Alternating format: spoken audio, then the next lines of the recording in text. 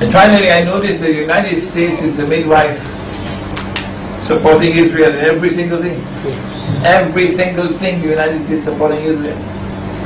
A mysterious obsession with Israel. No American politician dares to criticize Israel. Because if you criticize Israel, that is the end of the political correct. Huh? And so Israel controls the United States. So I came to the conclusion that when the child was in a day which is like a month, the United States was his headquarters. And then I came to the conclusion 10 years ago when I wrote Jerusalem and the Quran, that there are unmistakable signs that the United States is now in a state of decline. And that a day which is like a month is coming to an end.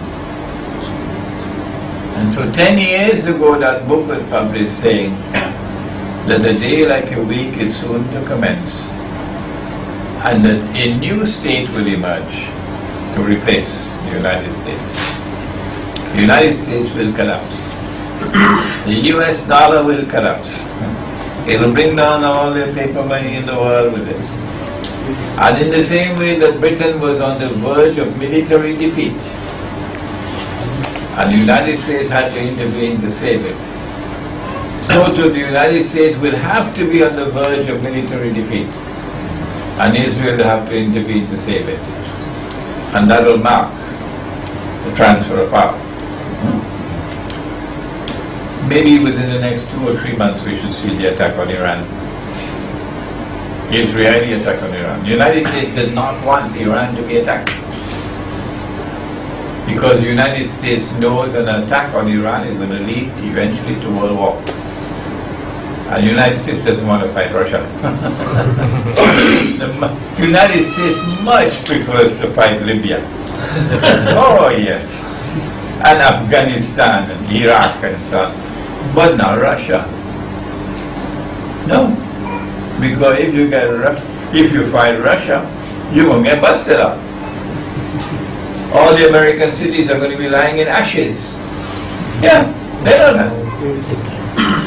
And the Russians are not going to spare you. No, they'll treat you the same way you treat the Afghans.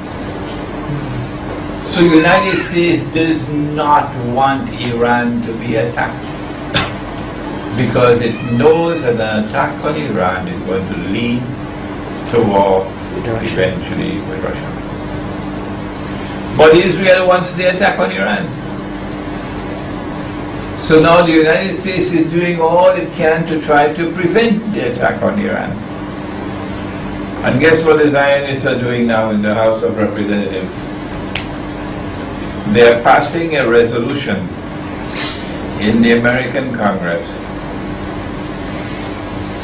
to prevent the President of the United States from talking to Iran, to prevent the US government from talking to Iran, to prevent all American government agencies from having any kind of a contact with Iran. In other words, they're putting Barack Obama in handcuffs. The President of the United States is paralyzed, he can do nothing. Who controls the United States now? Is it the government or the Zionists? Yes. You see? So the attack is coming. When the attack does come, among the many things that are going to happen from the attack on Iran is that there's going to be clear transfer of power from the United States to Israel. I don't want to keep you for another 2 hours here tonight. So I'm cutting out a lot of analysis, plenty. When Israel takes over from the United States as the ruling state of the world, or if Israel is to take over from the United States as the ruling state of the world, you need more than bring the United States to the verge of military defeat and then intervene to help the United States to get away from defeat. You also have to establish Israeli political and economic dominion over the Arabs. Because no Jew will accept that you're ruling the world if you're not ruling the Arabs.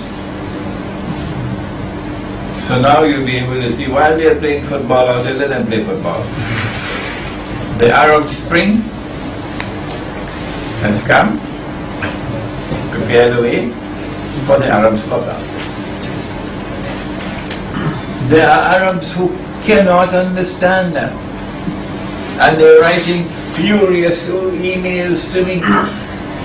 Sheikh Imran, we respect you, but you are wrong on this. This is now the moment of victory. The Arabs are emerging. And the Khilafah is now going to be restored. Huh? That's their thinking. And I'm saying no. Wrong. And we don't have long to wait to know who is right and who is wrong. We don't have long to wait. So I'm not going to engage in any debate with you. The Arab Spring is meant to prepare the way for the Arab slaughter. The Arabs will be decimated by Israel and by NATO.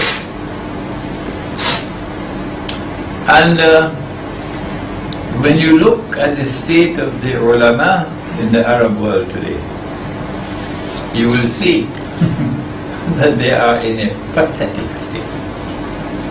If you are scholars of Islam and you cannot even recognize the paper money to be an instrument created by the enemy to rip you up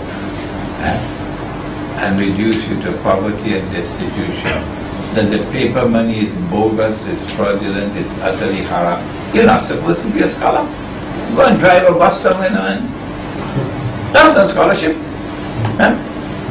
If you are scholars, you're supposed to be able to have capacity to think.